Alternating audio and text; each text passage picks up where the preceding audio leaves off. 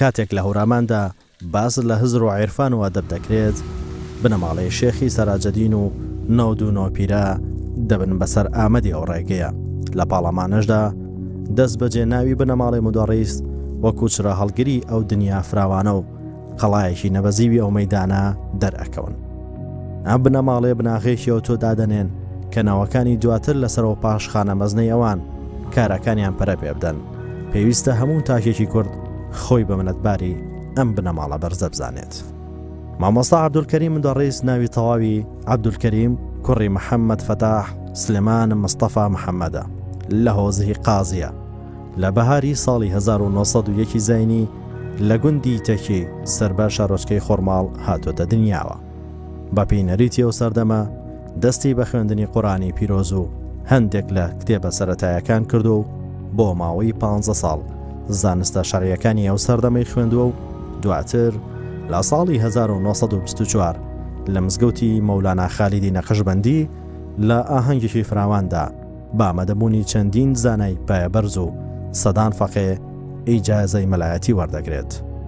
ناوبراو لە ساڵی 1960 لە مەدرسەی گەیلانی بە ناونیشانی مدەڕیس دادەمەزرێت بۆ ماوەی 13 ساڵ لەوێ خزمەت دەکات.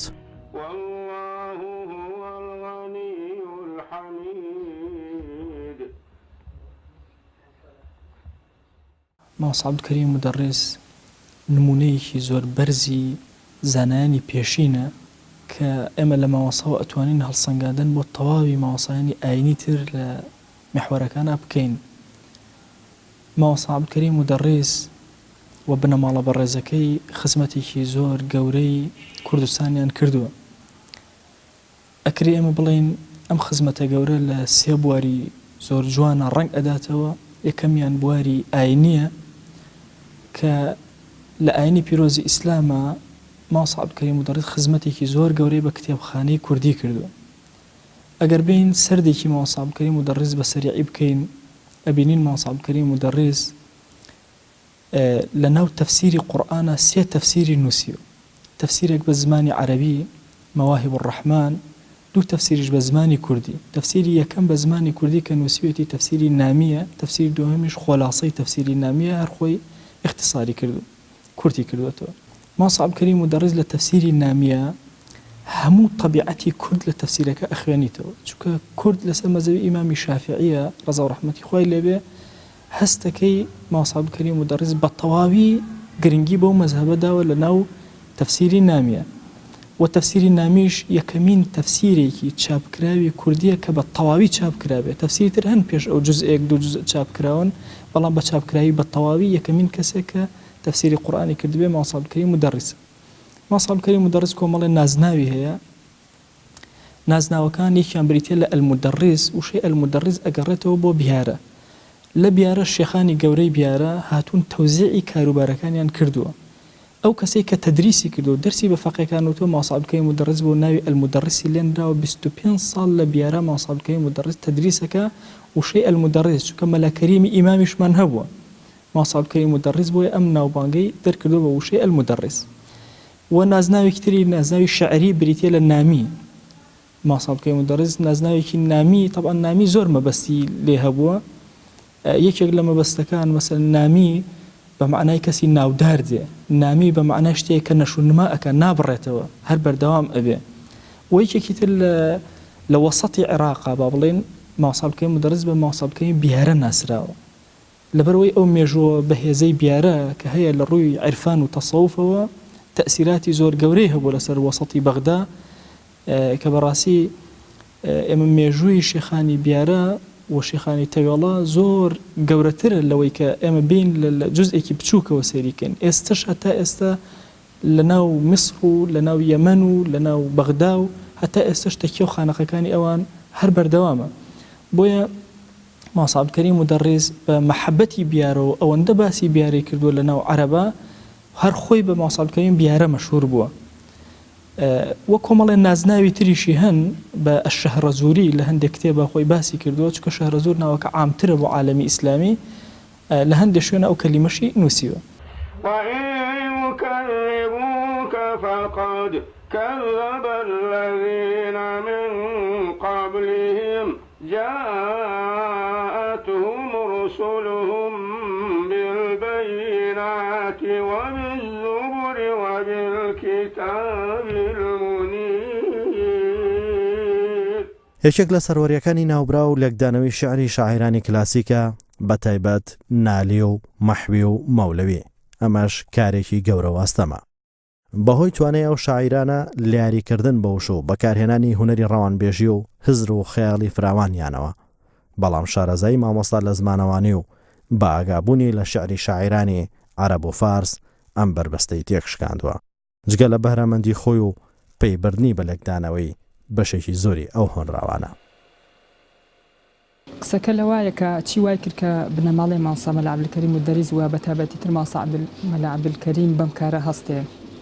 دیارە ئەکرێ ئەمەژە بە دوو خاڵ بکەین. خاڵ یەکەم ئەوەیە کە ئەو وەکوڵە میراتە گەورەی کە لە تەسەووفا بەجێما بوو بەشێکی زۆریان ئەکرێ بڵێن لە ئەدەبیاتی کوردیە یاخود لە ڕۆشنبیری کوردیە ئەکرێ بڵێن لە ئەدەبیاتە خۆی نمایان کردووە، لە ئەدەبیاتە خۆی دەرخستووە بە پێچەوانەی ئەکرێ بڵێن شوێنەکانی تربوونە لە ئەوروپایە، ئەکرێ بڵێن فکر و فەلسەفەیان بە مانای ئێستا بوونی هەبووە وەکو ئەوەی کە لە یۆنانیەکان و بۆیان بەجێ ماوە یاخود تەنات پێش یۆنانیەکانیش. بەڵام لای ئێمە لە ڕاستیە لە کتێبە یاخود وەکو ئەڵێ لە وتاری فکری و فەلسەفیە ئەم بابەتە دەرنەکەوتووە، بەڵکو لە شیعرا دەرکەوتووە. بە کورتی میراتی گەورەی ئێمە هەمووی لە ئەدەبیاتایەوە. ئەگەر بمانەوێت تەنانەت لێکۆڵن لە فکر و فەلسەفەی کوردی بکەین و بمانەوێت ئەگەر بڵێن فکرێک هەیە بەناوی فکری کوردیەوە، فکرێکی خۆماڵی، ئەوە ئەبێت لە ئەدەبیات و لە شیعرا بۆی بگەڕێن بەڕاستی. بە کورتی شیعر و ئەدەبیاتی ئێمە هەم فکرە هەم فەلسەفەی هەم عیرفانیشە و هەم ئەدەبیاتیشە تەمان لە هەمان کادا. بۆیە شاعرانی ئێمە و عاریفانی ئێمە هیچ چارێک تریانە بۆ جگەلەوەی کە لە ناو ئەدەبیاتە ئەم بابەتە پیشان بن و نمایانی بکەن جارێکتر، ئەویش لە ڕێگەی شعرەکانیانەوە. بۆیە کاتێک ئێمە شعرەکان ئەخوێنینەوە دنیایکی گەورەمان لێ ئەکرێتەوە بەڕاستی، نەک تەنها پەنجەرێک بەڵکو هەزارەها دەرگامان لێ ئەکرێتەوە لە هەر بەیتێکە و ئەکرێ بڵێن هەر وشەیەک دەرگایەکە بۆ خۆی بۆ ناو ئەو جیهانە گەورەی کە بریتە لە جیهانی تەسەووف و عیرفان و تەسەووفی عیرفانی کوردیش بە تایبەتی. کەواتە ئێمە خاڵ یەکەم ئەوەیە کە ئەو میراتە گەورەی وای کردووە کە کەسێکی وەکو مامۆستا مەلا عەبدولکەریم موودەریز وە دواتر بنەماڵەی ئەوان وە کوڕەکانی هەستن بەم ئیشە. خاڵی دووەم ئەوەیە کە ئەکرێ من ئەمەم لە خەڵکی ترە وەرگرتووەوە، ئەویش لە ئەکرێ بڵێن ئاماژە بانووسینەکانی تەحسین حەمەغەری بین کە بریتێلەوەی مامۆستا مەلا عەبدولکەریم موودەریز ئەو خاڵە بوو لە ئەدەبیاتی کوردی ئێمەیە کە توانی ئەدەبیاتی وتراوی ئێمە بکاتە ئەدەبیاتی نووسراو. لە ڕاستیە ئێمە ئەدەبیاتمان نەبوو بەو مانایی کە ئێستا بوونی هەیە. ئەگەر ئەو نووسینانەی ئەو بەڕێزانە یاخود ئەو لێکۆڵینەوانەی ئەوان ئەو تەحقیقاتانەی ئەوان کە زۆر پێوەیمان و بوون کە ڕەنگە بۆ بەیتێک و بۆ چەند وشەیەک چەندها شوێن گەڕابن، چەندها وەکۆڵە شەویان خسبێتە سەر ڕۆژ و چەندها ڕێلیان تەی کردبێت بۆی بگەن بەڕاستی و وەکو ئەڵێ کرۆک و جەوهەری ئەو شتێکە وترا و پاکیکەنەوە لە هەموو ئەو شتانێکە هەبووە. چونکە لە ڕاستی ئەمە ئەزان قسەی زارەکی شتی تری پێوە ئەبەسترێتەوە، شتی تری پێوە ئەپێچرێتەوە وەکو ئەوی کە لێکۆڵەرە گەورەکان ئەمیشیان کردووە. بۆیە بنەماڵی مامۆستا مەلا عەبدولکەریم و بە تایبەتی تریش جەنابی مامۆستا مەلا عەبدولکەریم مەرحووم وای کردووە کە ئەدەبیاتی وتراوی ئێمە بێتە ئەدەبیاتی نووسراو. مامۆستا مەلا عەبدولکەریم موودەریز ئەو سنوورەیە کە وتراو و خۆ نووسراو جیاوازی نێوان نووسرا و وتراو جیا ئەکاتەوە، یان بە مانایەکی تر وتراوی ئێمە کرد بە نووسراو. لە ڕاستیە لە هەموو گەلوونەتەوەیەکان بابەتە بوونی هەیە، بەڵام لە ئەدەبیاتی کوردیا تا پێش ئەو یاخود تا ئەو ئەم بابەتە بەو جۆرە نەبوو کە ئێستا لە بەردەستی ئێمەیایە.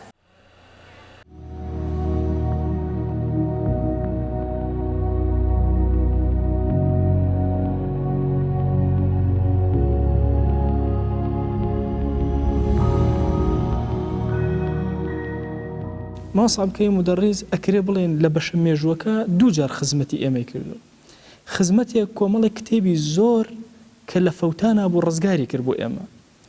دووهەمینیشیان مامۆستا عەبدولکەریم موودەریز کۆمەڵی شەخصی زۆر مرۆڤی زۆر لە کوردە ئەفەوتا ئەگەر بەهاتە مامۆستا عەبدولکەریم موودەریز ڕزگاری نەکردنایە. لە مقدمەی کتێبێکە نووسیومە مامۆستا عەبدولکەریم موودەریز نووکی خامەکەی گیراندە شاخەکانی هەورامان و مەولەوی لەو شاخانەوە دەرهێنا بە دنیای فارس و عەرەب و کوردی ناسان. یعنی لە ڕاستیە ئەگەر مامۆستا عەبدولکەریم موودەریز نەبوایە نالی و مەحوی و هەمومان لێ ئەفەوتە. واتە مامۆستا عەبدولکەریم موودەریز لە بوارە مێژوویەکە هەم کتێبی بۆ ئێمە نەقڵ کرد لە فەوتان ڕزگاری کرد، هەم مرۆڤ. ئەگەر ئینسان بنەماڵەی زانیاران بخوێنێتەوە کۆمەڵێ ناوی زۆر کە نەیبیستووە ئەیبینێ کە مامۆستا عەبدولکەریم مودەڕیس لە زمانی خەڵکەوە بۆ ئێمەی نەقڵ کردووە. ئەگەر عولەما و نائەخوێنیتەوە بە هەمان شێواز ئەکرێ بڵێم یەکەمین کەسێک کە مێژووی زانایانی کوردی نووسی بێتەوە دەستی بۆ ئەوە بردوێ قەڵەمەکەی مامۆستا عەبدولکەریم مودەڕیسە.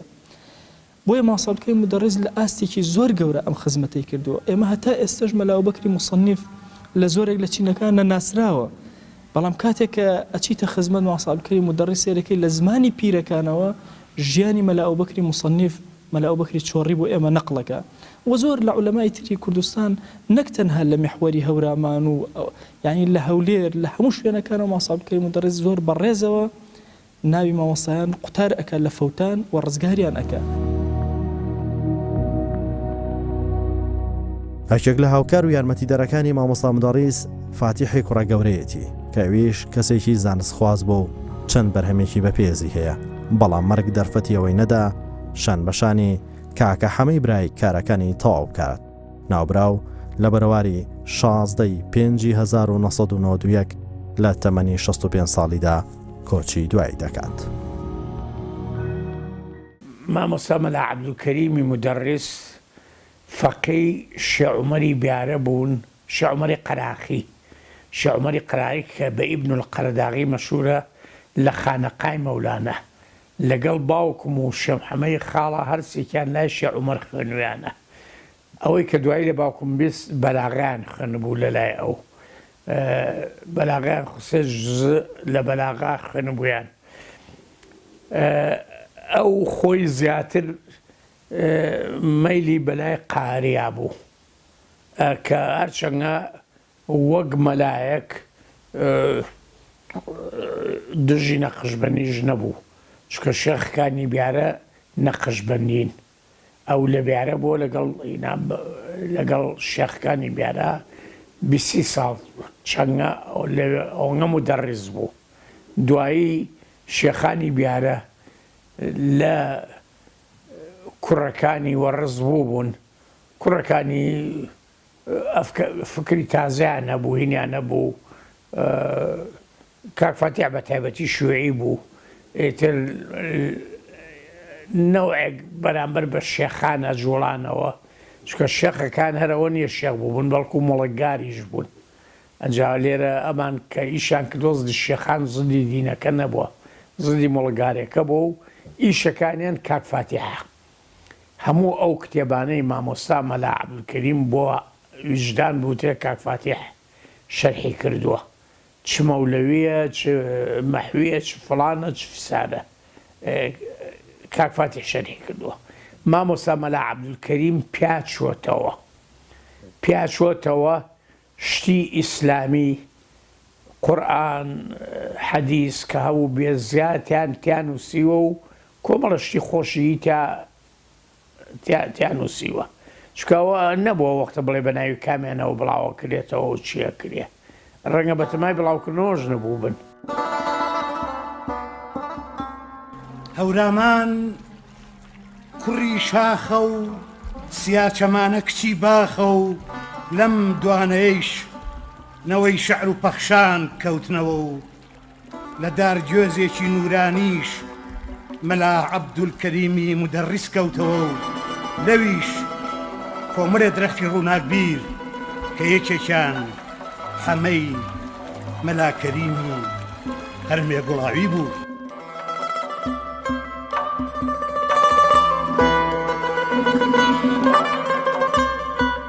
کاکە حەمە بەو خەتە خۆشەی خۆی کایی بوو، بەو ئیملا کوردێ جوانەی کایی بوو، بەو کوردێ باشەی کەی زانی نووسیوێتەوە. ئیشەکەی کاک فاتیح و باوکی نووسیوەتەوە، خۆشی لێی زا کردووە، بەدەم نووسینەوە لێی زا کردووە. لەبەرەوە من زۆر جارڕەمەوە کارانەی ئەوان کارێکی مەجمەعیە، مەجمەع کۆمەڵی خەڵقیشی تیاکە، کۆمەڵی خەڵق لەم دیوانانە ئیشان کرۆ کە ئەوانن. تەبەن کاک سەلاحی براشیان، کاک سەلاحیش نووسینی هەبوو، پەیوەندی بە نووسینەوە هەبوو، کتێبی شێعر هەیە.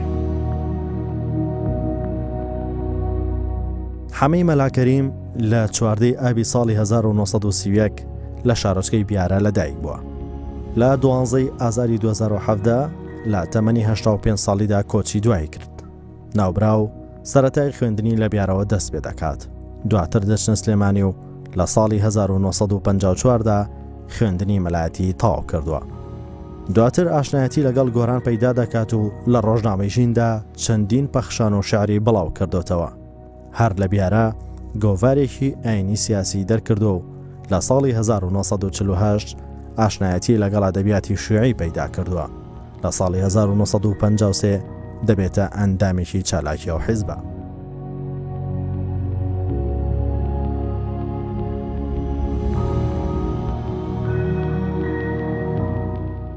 ئەم کتێبخانەیە هەمە کتێبەکانی زۆر خۆشەویست، یعنی کتێبخانەکەشی بە یەکێ لە مناڵەکانی دانا بەدەوام وەسیەتی بۆ کردین ئاگاتان لە کتێبەکان بێ. زۆر جار لێمە پرسیم و بۆ کتێبەکان ئەخەیتە پێش مناڵەکان، بۆ مناڵەکان ناڵێ ئەوی مناڵەکان خۆیان زمانیان هەیە دیفاع لە خۆیانەکەن، بەس کتێبەکانم بە پەردەوازە نەبێ و نەفەوتێ و با بمێنێ ئەو میلەتە ئیستیفادی لێ بکات لە جێیەکی مناسبا بێت. کتێبەکانی والا شیرین بوو، هەمووی کۆ کردەوە، جریدەی کۆ کردەوە بەرگی بۆ تێبدا جردەکانتان دیخۆنەوە. دوای کۆچی دوایی خۆشی ئێمە کەینە کتێبخانەکەی سەبوریمانی کە دڵمان تەنگە بێن بۆ ناو کتێبەکانی دڵمانەکرێتەوە بۆی پاکەینەوە بۆی ئەسڕین دانیشین هەستەکەین ڕۆحی لە ناومانایە و ئەڵێ سوپاسانەکەم دوای خۆم ئەوە کتێبەکانم خزمەتەکەن. من ئەوەی کە بیان ناسم و تێکەڵ بووم لەگەڵیانە ناڵم باوکم لەگەڵ مامۆستا لە عەبدولکەریما خوێنوێتی خۆشم لەگەڵ کاکە حەمە و کاک فاتیحۆوانە تێکەڵیم هەبوو.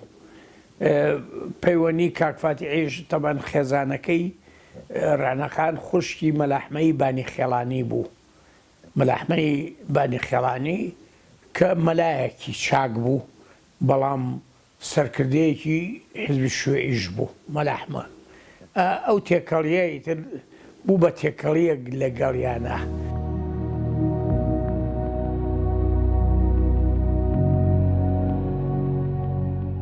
ناوبراو لە مەیدانی نووسین و توێژینەوە وەرجێڕاندا دەستێکی باڵای هەبوو. لێکدانەوەی بۆ دیوانی مەحوی و گۆران و بێخود کردو و یەکێک بووە لە ئەندامانی ئەکادیمیای کوردی و بەهۆی شارەزاییەوە توانیوێتی پێداچوونەوە بە دیوانی شیرین و خسرەوی خانای قوبادیدا بکات کە بە شێوەزاری هەورامی نووسراوە. لە ساڵی 1975 ناوبراو ڕۆڵێکی دەستپێشخەری هەبوو لە پێداچوونەوە بە دیوانی مەولەویدا. هەروەها ماناکردنی زۆرێک لە وشە هەورامی و بیانیەکان هاوکارێکی باش بووە لەگەڵ باوکی و فاتیحی برایدا. مناڵەکانمان کچە گەورەکمان نای بیارەیە بە نای بیارەوە ژیوار کوڕی دووهەممانە لەگەڵی دانیشتبوون پرۆڤەی دیوانێکی شعری بابە گەورەمانەکە من بەدەوام یارمەتیمەیان چونکە زۆر ئەو حەزیەکە وردەکاری بێ ئیملایتیانە بێ نووسینەکان غەڵەت ئیملایتیانە بێ غەڵەتی مەطبعیتیانە بێ کە کتێبەکانی هینەکرد کتێب بابە گەورەی چاکرد ناوی ژیوار هاتە بەرچاومان منتم ئەوە ژیوار زۆر ناوێکی خۆشە بە ئەم مناڵەمان ناوبنێن ژیوار یعنی چی وتی ژیوار یعنی سەرچاویشیان دێکی لە هەورامانی ئێران ئیتر ژیوارمان ناونا ژیوار پیرانیش بە ناوی پیرانی تەسەووف ئەوانە زۆر ئینسانی پاکن و دڵسۆزن بۆ ڕێگاکەی خۆیان یانی و شێخ سەعیدی پیرانیش ئەیدام کرا لەسەر کوردایەتی لەبەرەوە پیرانیشی ناونا پیران. أنا كومليال مني شيبرو تاني خالقيال أنا تمكرو تاني خالقيال أنا تمكرو ئەو پرسیاران لێ کردووە و تویانەکە تۆ چۆن تااقەت هەیە ئەوە نەبژیت بۆ نەوە 7 ساڵە و 5 ساڵ دیار لەو تەمەنانە بووە لە کۆتاییەکانی تەمەنیە هیچ فەرموویەتی ئەخر من ئەدەب نەیهێشتووە پیر بم یاخود بە ئەدەبەوە ژیاوم ئەشێ بڵێن یەکێک لەو شتانی کە لای جەنابی ماسەم و دەری سێبریتێلەوەی کە لەگەڵ ئەدەبا ژیاوە بەڵکو ئەدەبی بە خودی ژیان زانیوە هەر ئەوەی کە لە شعرەکانی ئاماژەی پیاوە کە ئێستا ڕەنگە بواری ئەوە نەبێت کە هەندێک لە نمونی شعرەکانی بهێنینەوە بەڵام کەواتە قسەکە ئەوەیە جگە لە وەکو ئەڵێ تایبەتمەندی یاخود پسپۆری خۆی لە بابەتە کەلامی یاخود دینیەکانە یەکێک لە پسپۆڕیەکانی و حەزەکانی یاخود یەکێک لە هیوا و ئامانجەکانی و بۆکە لە ناو ئەدەبا بژی و ئەدەب بێتە بەشێک لە ژیانی وە ئەشە بڵێن خودی ژیانی ماسە مەلا عەبدولکەریم و دەریز ئەدەبیات بوو هەر ئەوەی کە ئێمە ئەگەر ئەدەبیاتی کوردی لە ماسە مەلا عەبدولکەریمدا بڕنێنین یان بە پێچەوانەوە ئەوە لە ڕاستی ئەدەبیاتێکی ناتەوامان هەیە بۆیان بە پێچوانەوە ڕۆشنبیرانەی کە ئەڵێن ئەدەبیاتی کوردی ئەمە ئەدەبیاتێکی تەقلیدی و مزگەوتی و مەلایانەیە ئەگەر ئەمەش بێت ئەوە هەر گەورەی ئەدەبیاتە یاخود گەورەی ماسە مەلا عەبدولکەریم و دەریسە کە توانیوێتی ئەم دوو دیوە کۆ بکاتەوە نەک هەر ئەوە بەڵکو ئەو توانیوێتی لە ڕاستیە دنیای کلاسیک کە لە سەردەمی مۆدێرنەیە وەکو ئەوترێ نەژیا و بەومانای کە ئێستا بوونی هەیە لە سەردەمی تەکنۆلۆژیا نەژیا وەکوی کە ئێستا هەیە لەم سەردەمێکی ئەمە پێ ئەڵێن سەردەمی مۆدێرنە یاخود پۆست مۆدێرنە بەڵام ئەو توانیوێتی کۆکەرەوەی دنیای کۆن و دنیای نوێ بێت بە کورتی گەورەی بیری ئەم پیاوە بەرینایی ڕوانینی و ئاسۆی گەورەی ئاسوی ڕوانینی وای کردووە کە بتوانێت بەرهەمەکانیشی لە ئێستەیە و ئەو بیرێکە ئەو کردوێتیەوە ئەو چەند سە ساڵ چەند دەیەک لەمەوبەر ئەوەیە کە ئێستا ئێمە وەکوڵی قەدری ئەزانی کەواتەمە بۆ گەوری بیرکردنەوە ئەو ئەگەڕێتەوە کە زانوێتی ئەم ئیشە نەک پێویستە بەڵکو ئەدەبیاتی ئێمە یاخود ئێمە شتێکمان بۆ نامێنێتەوە بە ناوی ئەدەبیاتەوە یاخود وەکو ئەڵێ شتێکمان بۆ نامێت ئەسڵەن بە ناوی فکر و فەلسەفە و عیرفانەوە ئەگەر ئەم کارە نەکات.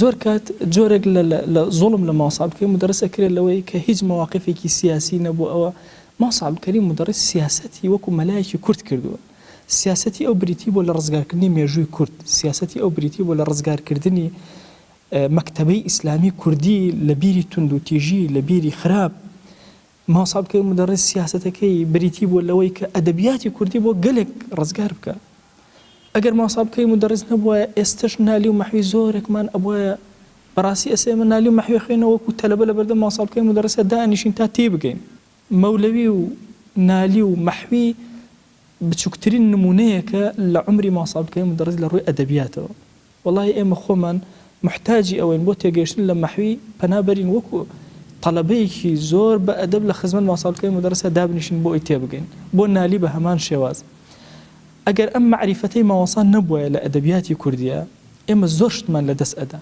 بۆیە ئێمە لە ڕووی ئەدەبیاتەکەشەوە غەیری ئەوەی ماسە عەبدولکەریم مدەرس خۆی شاعیرێکە و چەندین شعری بۆ نووسین کە من بەداخەوە لەم هەتا ئێستا دیوانی ماوەسان نییە زۆر زەڕوە دیوانی نامی کۆ بکرێتەوە ماوەسانی نامی لە شعرەکانیە ئەگەر لە تەفسیری نامیە سیر بکەی کۆڵە شعر دەرێ کۆمەڵە کتێبی سەربەخۆی هەیە لە شعرە بڕوا بکە ئەگەر هەمووی کۆ بکرێتەوە لەوچێ لە 3 مجەلەدا ئینجا شعرەکانی ماسە عەبدولکەریم مدەرس کۆ بکرێتەوە کابوو خۆی ئەدیب بوو و ئەدەبیشی بۆ ئێمە پاراست و ڕزگار کرد.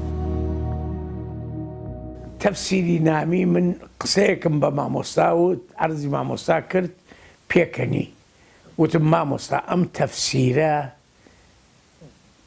ئەوە نییە کە جەنابە لەلاتە فەرمووی چۆن وتم تۆ دیارە ڕای تایبەتیت هەیە لە مەسائیلی ئیسلامە ئەو تەفسیرانەی کە هەیە تەفسیر زۆرن جەلالەین سووتیە باوکم دوو تەفسیری هەیە یەکیان ڕای خۆی جا تەفسیر هەر مفەسیرەت جۆرێک ئاەتەکە لێگاتەوە مامۆستا مەلا عەبدولکەریم زیاد لەوەی تەفسیری نامی لەلا بوو کە ڕای خۆی لەسەر شتی ئیسلامی لە لێگانەوەی ئاەتەکانە لە مێژووی ئیسلام بەڵام نەیتوانیوە یان نەیوێراوە هەمووی دەربڕێ یعنی شتی زیاتری پێبوو ئێستا تەفسیری مەناری شێخ محەممەد عەبدە